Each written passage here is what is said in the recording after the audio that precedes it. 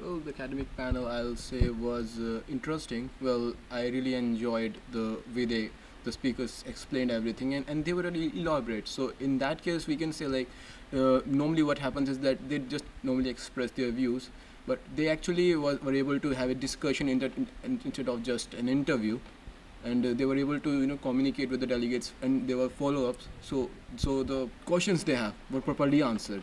So that's really good. And regarding presentation itself, I think well, everything went well, first of all. And regarding the discussion, I'll say that most of them are first timers, so they are warming up. But I expect a bit more from them. I'd like to focus on what has happened yesterday in the visit to the headquarters of NATO, when they had a lot of informative discussions with NATO officials, and they gained a lot of knowledge concerning the structure of the body. And for today, about the academic panels, they were really helpful, I think.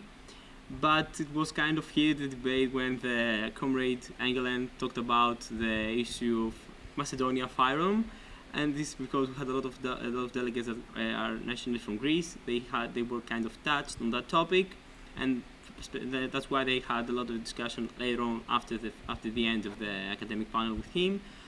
And but generally, I think that they gained a lot of new knowledge from Mr. Bogdan and Mr. Engelen. This morning we had two speakers that came to us, and I found it really interesting. Actually, I think it was really clarifying and useful for our work, which we began this morning by presenting our official positions about the matters we're going to discuss in this afternoon's council meeting. It would be far too optimistic to believe we'll have a final proposal for the topic of the UN Security Resolution Council on women, but who knows?